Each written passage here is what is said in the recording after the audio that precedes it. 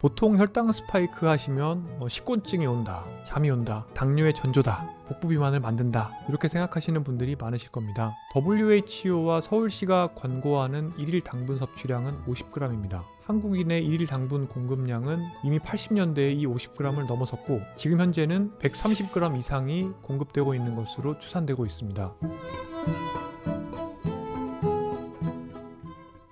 여러분 안녕하세요. 저는 노년내과 의사 정의원입니다. 자, 이번 시간에는 여러분들 요즘 정말 관심 많으시죠? 혈당 스파이크에 대해서 이야기를 해볼까 합니다. 보통 혈당 스파이크 하시면 식곤증이 온다, 잠이 온다, 당뇨의 전조다, 복부 비만을 만든다 이렇게 생각하시는 분들이 많으실 겁니다. 실제로 혈당 스파이크가 오게 되면 부교감 신경이 활성화되기 때문에 다소간 졸릴 수가 있고 그때 식곤증이 생기는 것은 사실입니다. 하지만 혈당 스파이크는 단순히 식곤증, 나아가서는 비만을 넘어서는 굉장히 복잡한 의미를 내포하고 있습니다. 이번 영상에서는 혈당 스파이크에 대해서 생물학적 그리고 의학적 관점에서 조금 더 자세하게 살펴보고 이 혈당 스파이크를 예방하기 위해서는 우리가 어떤 생활 습관을 지켜야 하는지에 대해서 알아보겠습니다. 제가 어디에 가서도 딱 한 가지만 지금 한다고 하면 단순당과 정제국물을 끊으세요 라고 말씀을 드립니다. 단순당이라고 하시면 여러분들 잘 아시는 콜라, 사이다처럼 청량음료에 들어있는 설탕 또는 액상과당들이 있죠. 과일 주스도 마찬가지입니다. 초콜릿이나 또는 마카롱 이런 디저트류에 들어있는 것들도 대부분 다 단순당입니다. 정제곡물은 흔히 우리가 생각하는 하얀색으로 된 모든 곡식들, 밥, 빵, 떡, 국수, 감자 이런 것들을 다 포괄하죠. 단순당과 정제국물이 어렵다. 그러면은 그때는 그냥 음료, 특히 설탕 들어있는 청량음료만이라도 끊으시면 좋겠다라고 말씀을 드리죠. 이게 왜 그랬을까요? 여기에 사실 혈당 스파이크의 개념이 들어있습니다. 그리고 이따가 말씀드릴 탄수화물 인슐린 모델이라는 새로 제시된 비만의 모델, 비만의 과학적 기전이 또 숨어 있습니다. 우선 혈당 스파이크라는 말은 과학적인 용어는 아닙니다. 당뇨병을 진료하거나 또는 진단을 할 때 이 혈당 스파이크의 개념을 이용하지도 않고 또 이용할 수도 없습니다. 실제 진료에서는 혈당 변동성 그리고 식후의 고혈당 이런 것들을 문제를 삼고 예를 들어서 인슐린을 하루에 여러 번 맞는 분들에서는 지속적인 혈당 감시 시스템을 통해서 식후 혈당이 얼마이냐를 통해서 식전에 인슐린을 얼마를 맞을 거냐를 결정을 하기도 하고요. 굳이 인슐린을 맞지 않는 분들이라고 하더라도 경구 혈당 강화제를 드시는 분도 예를 들어서 혈당 변동성이 크고 특히 식후 혈당이 많이 올라가는 분들이라면 식후 혈당을 낮추는 데 도움이 되는 약제를 사용해 볼 수도 있죠. 그러면 대체 혈당 스파이크라는 게 임상적으로는 대체 어떤 의미에 가까운지를 이해하시기 위해서 잠깐만 당뇨병 진단 기준을 말씀을 드리겠습니다. 당뇨를 진단을 하려면 당화혈색소가 6.5% 이상이거나 또는 공복 혈장 포도당이 그러니까 피 뽑은 거죠. 126 이상이거나 경구 포도당부화 검사를 한 다음에 2시간 뒤에 혈장 그러니까 피 뽑아서 포도당 수치가 200 이상이어야 됩니다. 그리고 당뇨병의 전형적인 증상 그러니까 소변을 이유 없이 많이 보시거나 이유 없이 체중이 빠진다라고 하시면서 무작위로 채취한 혈장의 혈액이죠. 포도당이 200 이상인 경우에 당뇨를 진단할 수 있습니다. 이 이야기를 왜 하냐면요. 이게 사실은 결국에 이 개념 안에도 혈당 스파이크가 좀 들어있기 때문입니다. 그 중에서도 이제 일반인에서 혈당 스파이크라고 하면 당뇨병 전 단계, 프리다이아비티스라고 하는데 이 당뇨 전 단계의 진단 기준이 조금 더 관심이 있을 겁니다. 공복 혈당 장애라고 하면 굶은 상태에서 피를 뽑았을 때의 포도당, 혈당이 100에서 125면 IFG, Impaired Fasting Glucose라고 얘기를 합니다. 또 다른 게 이제 내당능 장애라고 해서 IGT라는 게 있습니다. Impaired Glucose Tolerance인데요. 경구 포도당 부하 2시간 뒤에 혈장의 포도당, 그러니까 피 뽑아서 잰 혈당이 140에서 199면은 내당능 장애가 있다라고 이야기를 하게 되겠고요. 당화혈색소가 5.7에서 6.4이면 또 당뇨병 전 단계라고 이야기를 합니다. 당뇨병 전 단계는 거의 전체 인구의 30%가 있다고 이야기를 할 정도가 되었고 또 이들 중에 상당수는 당뇨병으로 진행하기 때문에 많은 분들이 관심을 가지고 있고 또 요즘에는 여러 가지 약제를 통해서 치료를 하시는 분들도 많이 있고 하지만 우선적으로는 생활습관 개선을 통해서 당뇨병 전 단계를 호전시켜 볼 수가 있죠. 여러 가지 당뇨 진단 기준들을 말씀을 드렸는데요. 이런 것들을 말씀드린 게 새로 제시되는 비만의 기전과 밀접한 관련이 있습니다. 이 그림 굉장히 복잡해 보이시죠? 이 그림을 하나하나 이해하실 필요는 없는데 제가 결국에 이 그림을 바탕으로 설명을 드릴 겁니다. 이게 어떤 개념이냐면 정말 옛날에는 내가 먹는 양이 많기 때문에 비만이 생긴다라고 생각을 했습니다. 물론 이건 사실입니다. 결국에는 최종적으로는 에너지가 중요해요. 내가 먹는 것보다 쓰는 게 많으면 살은 빠지고요. 내가 쓰는 것보다 먹는 게 많으면 결국에는 뭔가가 찝니다. 그게 근육이 될 수 있고 지방이 될 수 있어요. 그런데 이 생각에서 한 2016년 정도에 이제 학계가 조금씩 변화를 하게 됩니다. 첫째, 근육과 지방이 둘 다 대사기관인데 근육으로 가는 에너지의 고속도로는 1차선인데 이 1차선이 끼케야 한 2차선 정도로 확장이 될 수가 있는 가변 차선이다. 그런데 둘째, 지방으로 가는 고속도로는 평소에는 1차선으로 있다가 인슐린이라는 놈이 나오게 되면 8차선으로 늘어날 수도 있다는 겁니다. 그러면 인슐린이 많은 상황에서는 근육은 2차선까지 늘어난 상태에서 병목이 생기죠. 에너지의 병목, 탄수화물의 병목이 생깁니다. 내 피 속에는 당분들이 많이 있습니다. 근육으로 못 가고 그 남는 건 전부 다 8차선인 지방으로 들어가는 겁니다. 그런데 인슐린이 췌장에서 계속 나오다 보면 근육의 인슐린 수용체 밑에 있는 여러 가지 분자생물학적 기작들이 조금씩 바뀝니다. 어떤 식으로 바뀌냐면 인슐린이 충분히 나와줘도 에너지를 근육으로 넣어주기가 어려운 상태가 됩니다. 이것이 인슐린 저항성입니다. 물론 이런 인슐린 저항성은 지방 조직에서 생기긴 하는데요. 그 정도가 조금 덜합니다. 이런 인슐린 저항성이 생기게 되면 어떻게 되느냐? 똑같은 양의 탄수화물이 혈당을 올렸을 때 그 혈당을 떨어뜨리기 위해서 필요한 인슐린의 양이 늘어나요. 그럼 상대적으로 근육의 병목은 심해지고 지방은 예를 들어서 심지어 16차선까지도 고속도로가 넓어집니다. 이때 혈당 스파이크가 굉장히 중요해지는데요. 우리가 단순당과 정제국물을 먹게 되면 콜라, 사이다, 주스, 빵, 떡, 국수, 감자, 흰쌀밥 이런 것들은 굉장히 빨리 혈당을 올립니다. 실제로 우리가 당지수를 계산할 때 포도당을 기준으로 놓고 보는데 흰쌀밥의 당지수는 거의 80에서 90 사이가 나옵니다. 포도당을 그대로 원샷했을 때와 비슷한 정도로 혈당을 빠르게 올린다는 거죠. 자, 그럼 이렇게 빠르게 혈당을 올리면서 동시에 많은 양의 탄수화물을 섭취하게 된다면 어떻게 되느냐? 속도와 양이 둘 다 많아지게 되면 내 몸의 혈관 안에는 굉장히 많은 양의 포도당이 존재하게 되는 것이죠. 그러면 이 포도당을 처리를 해줘야 되는데 그 처리를 못 해내다 보니까 결국에 췌장은 많은 양의 인슐린을 분비해야 되고 이 인슐린 분비는 노화 속도를 빠르게 만들고 혈압을 올리고 부종을 만들고 수면의 질을 떨어뜨리고 이런 것들을 할 뿐만 아니라 급격하게 혈당을 떨어뜨리는데 그 순간에 혈관 속으로 들어오던 포도당들은 대부분이 원치 않는 지방, 특히 많은 양이 늘어날 수 있는 세 군데의 지방으로 갑니다. 그 세 군데의 지방은 복부지방, 특히 내장지방이죠. 두 번째는 지방간이고요. 세 번째는 마블링입니다. 근내지방입니다. 자, 그런데 이렇게 되었을 때 어떤 문제들이 생기느냐? 앞서 말씀드린 것처럼 이소지방이라고 부르는 복부지방, 지방간, 그리고 근내지방들은 안 좋은 호르몬, 그러니까 다양한 지방의 호르몬 중에서도 안 좋은 호르몬의 비율을 증가시키고 좋은 호르몬의 비율을 떨어뜨려서 식욕은 오히려 증가시키고 특히 우리가 지방을 섭취하게 되면 렙틴이라는 물질이 나와서 식욕을 억제해줘야 되는데 그 억제 작용이 잘 일어나지 않게 되기 때문에 결국에는 먹는 양이 더 늘어나게 됩니다. 또 이렇게 지방 호르몬의 균형이 나쁘게 바뀌면 내 몸에서 지방이 해줘야 되는 또 다른 역할인 지방을 태우는 일, 즉 지방에서 에너지를 소모해서 열을 만드는 일을 더 못하게 만들기도 합니다. 이것을 지방 조직의 화이트닝이라고 하는데 화이트닝이라고 하면 왠지 좀 좋은 단어일 것 같잖아요. 그렇지가 않습니다. 과당을 섭취한다거나 또는 지방 호르몬의 균형이 나쁘게 바뀌어서 화이트닝 되는 작용이 일어나게 되면 지방은 열을 만들 수 없게 됩니다. 그럼 어떻게 되느냐? 기초대사량이 떨어집니다. 억울하죠? 나는 더 비만해졌고 몸은 더 무거워졌는데 기초대사량은 오히려 더 줄어들 수가 있는 겁니다. 그래서 혈당 스파이크가 결국에는 내 몸의 지방의 패턴을 바꾸고 근육을 줄이고 몸의 체형을 바꿀 뿐만 아니라 내 몸의 대사 시스템을 바꾸고 기초대사량까지 줄여놓으면서 식욕은 더 높일 수 있다. 심지어 충분한 음식을 먹어도 식욕 제어가 안 되는 상황까지도 만들 수 있다라는 게 지금은 정설입니다. 방금 보셨던 굉장히 어려운 그림을 제가 이제 보통 사람들이 이해할 수 있게 다시 그린 것이 지금 보시는 그림입니다. 가속노화 식사, 특히 단순당과 정제국물이 높은 식사를 하시면서 게다가 운동까지 안 하고 잠도 안 잔다.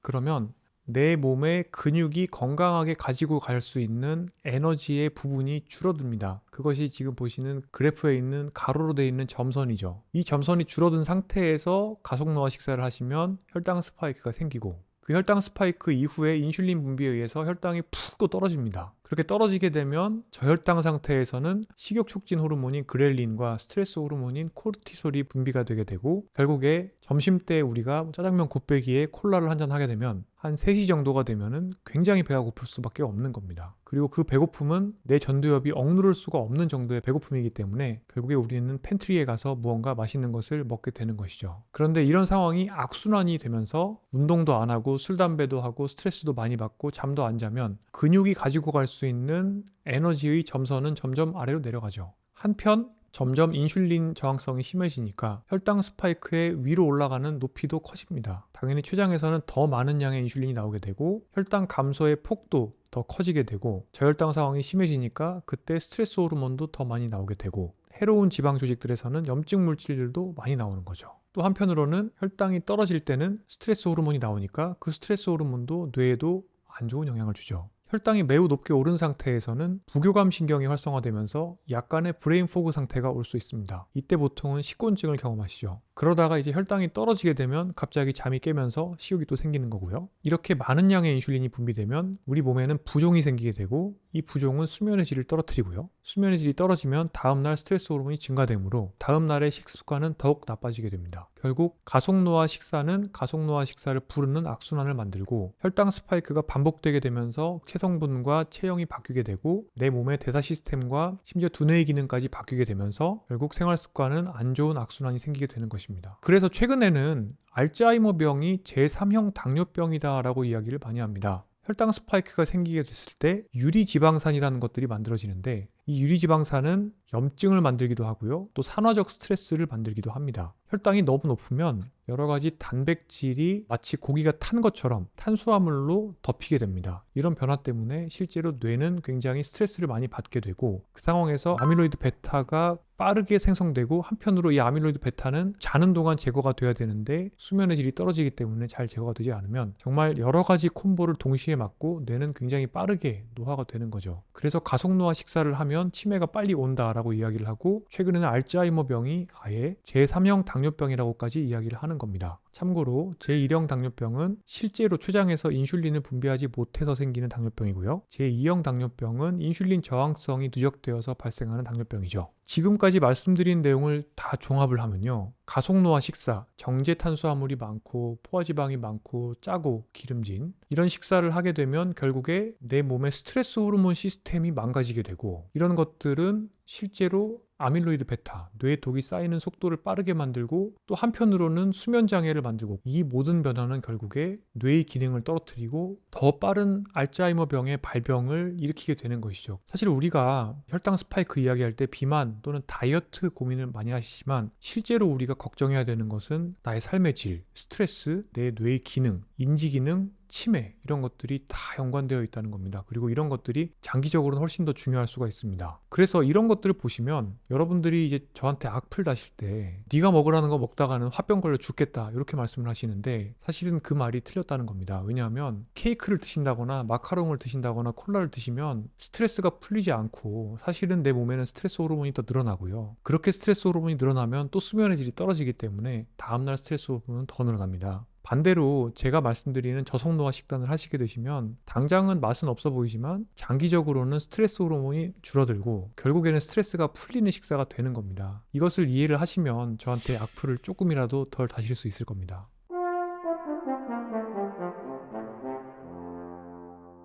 그래서 실제로 사람을 대상으로 하는 임상 연구에서는 굉장히 다양한 방법으로 다양한 척도를 이용해서 이 식사가 얼마나 건강한가 아니면 얼마나 정크푸드인가를 점수를 매길 수가 있습니다. 이렇게 점수를 매겨보면 실제로 다양한 연구들에서 제가 특히 저속노화 식사로 한국 사람들이 실천하기 좋다고 말씀드리는 마인드 식사죠. 이런 마인드 식사나 또는 고혈압 예방 식사인 대쉬 다이어트 또는 지중해 식사, 이런 식사를 하셨을 때 정크푸드를 하는 사람들에 비해서 현저히 치매 발병이 발생하는 비율이 낮고, 시간이 지남에 따라서 인지기능이 감퇴되는 속도, 그러니까 인지기능 저하 속도가 느리다는 것을 확인할 수가 있습니다. 심지어 10년 동안 관찰을 한다고 가정했을 때 뇌 노화 정도가 정크푸드를 드시는 분이 100이라고 하면 제대로 마인드 식사를 하시는 분들은 뇌 노화 정도가 25, 뇌 노화 속도가 75%나 저감된다라는 연구 결과를 보고하기도 했습니다. 자, 그래서 제가 말씀드리는 자연스러운 식사라는 것은 결국에 단순당과 정제곡물이 적으면서 혈당을 천천히 올리고 그 혈당 부분을 대부분이 건강한 지방 조직과 대부분은 근육이 가지고 갈 수 있도록 만드는 식사라고 할 수 있겠고, 이런 식사는 혈당 스파이크가 없기 때문에 반대급부의 스트레스 호르몬 분비가 없고 가짜 식욕이 없다는 특징이 있겠습니다.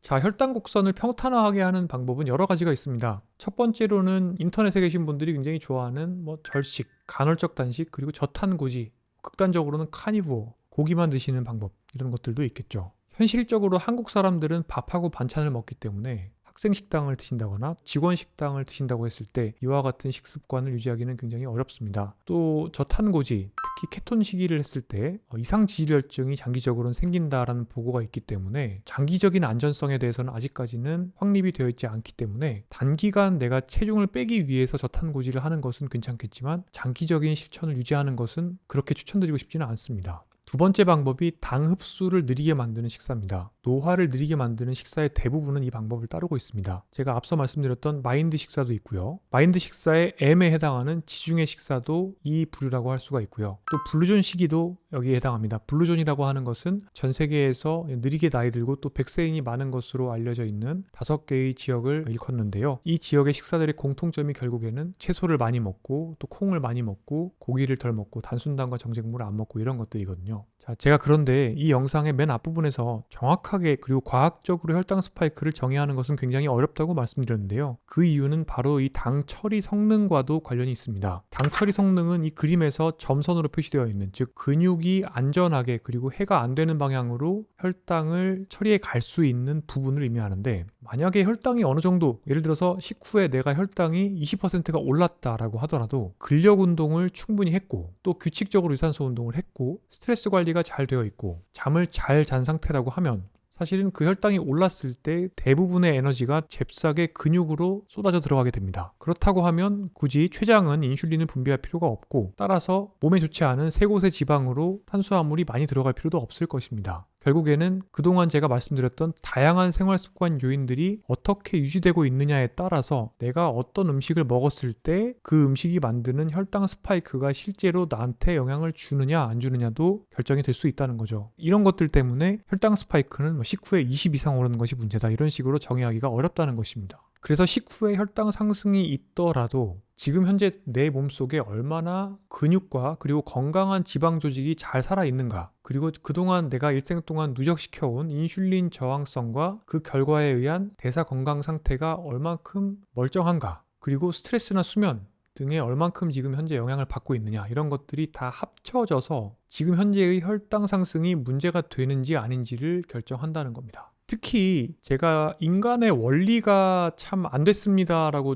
가끔씩 말씀드릴 때가 있는데, 사람의 대사 건강은 결국에 잠과 스트레스와 밀접하게 연관이 되어 있고, 스트레스를 받으면 충동 조절이 안 되기 때문에 몸에 해로운 가속노화 음식을 찾게 되고, 가속노화 음식은 제가 스트레스 호르몬을 증가시킨다고 말씀드렸고요. 그리고 스트레스 호르몬이 증가되면 잠을 이루기 어렵고 잠을 깊게 못 자고 잠에서 일찍 깹니다. 수면의 양이 줄고 수면의 구조가 나빠집니다. 그래서 회복 수면이 되지 않고요. 그러면 다시 악순환이 돕니다. 그래서 결국에 스트레스 호르몬과 스트레스와 잠과 내가 먹는 것은 굉장히 불길한 사중주를 만들고요. 결국에는 내가 좋아하는 음식의 취향이 더 가속노화로 바뀌고 나의 식욕 조절은 잘 되지 않고 가짜 식욕이 늘고 체중도 늘고, 하필이면 그 체중은 대개는 안 좋은 지방 삼총사고 비만과 제2형 당뇨의 위험성이 증가되고 결국에 인슐린의 분비량은 증가되면서 노화 속도가 빨라지고 대사 건강이 악화된다는 것입니다. 이렇게 모든 것들이 연관되어 있기 때문에 혈당 스파이크의 관리에 있어서도 사실은 노화 속도에 영향을 주는 다른 요소들을 같이 관리해 주는 게 굉장히 중요하다는 것을 이해하셔야겠습니다.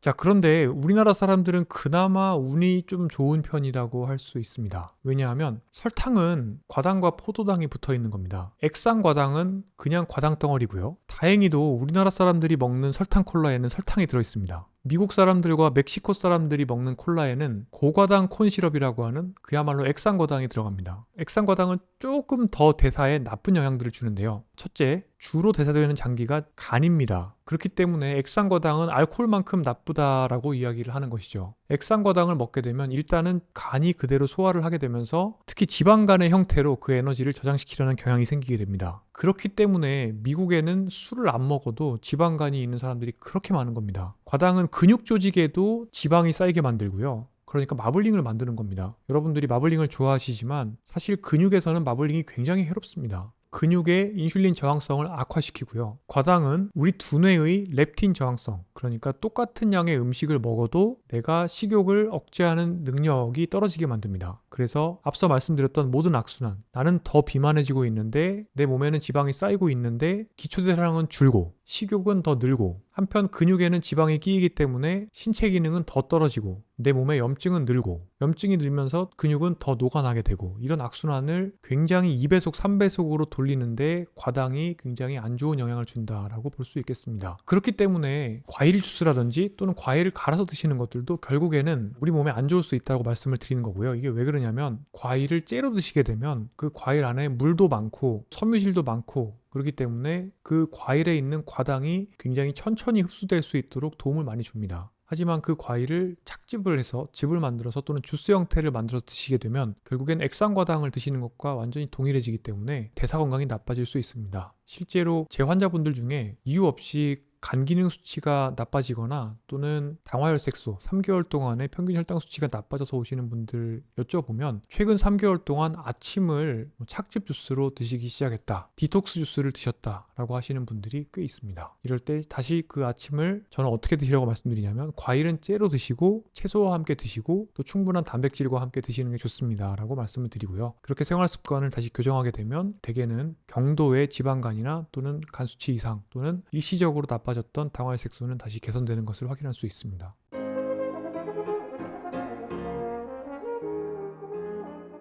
너무 안타깝게도 지난 60년 동안 한국 사람들의 일일 당분 공급량은 꾸준히 증가하고 있습니다. WHO와 서울시가 권고하는 일일 당분 섭취량은 50g입니다. 한국인의 일일 당분 공급량은 이미 80년대에 이 50g을 넘어섰고 지금 현재는 130g 이상이 공급되고 있는 것으로 추산되고 있습니다. 60년대에 하루에 5g 정도의 당분을 드셨던 거에 비하면 거의 25배가량이 상승한 것인데요. 이런 추세는 우리나라에서 30세 이하의 젊은 당뇨병 환자가 기하급수적으로 증가되고 있는 그래프와 거의 일치하는 추세입니다. 한편으로 지난 10년 동안 젊은 치매 환자가 4배 정도 증가되었는데 저는 이 젊은 치매 환자의 증가 속도 그리고 또 지난 30년 동안의 젊은 암 환자의 증가 추이가 전부 다 결국에는 지금 현재 여러분들께서 드시는 단순당과 정제국물 그리고 여러 가지 가속노화를 일으키는 요인들이 포함되어 있는 가공식품의 섭취의 증가가 상당 부분 원인을 제공한다라고 생각을 하고 있습니다. 이번 영상에서는 혈당 스파이크가 무엇인지, 제가 왜 그동안 그렇게 단순당과 정제국물을 피하셔야 되고 딱 한 가지만 뺀다고 해도 단순당과 정제국물을 고르셔야 되는지, 그리고 특히 왜 그렇게 액체로 되어 있는 탄수화물을 싫어하는지에 대해서 여러분들께서 이해하시는 데 도움이 되었을 거라고 생각을 합니다. 혈당 스파이크는 비록 과학적인 개념은 아니지만 우리가 어떤 음식을 먹고 또 어떤 생활 습관을 영위해야 될지에 대해서 많은 아이디어를 주는 그런 또 개념이기도 합니다. 혈당을 느리게 올리는 저속노화 식단에 대해서 앞으로 또 많이 다룰 예정이고요. 제가 말씀드리는 여러 가지 생활 습관의 개선 방법을 통해서 혈당 변동성을 낮추시고 또 체성분 그리고 대사 건강도 개선할 수 있는 기회가 되셨으면 좋겠습니다. 긴 시간 들어주셔서 감사합니다.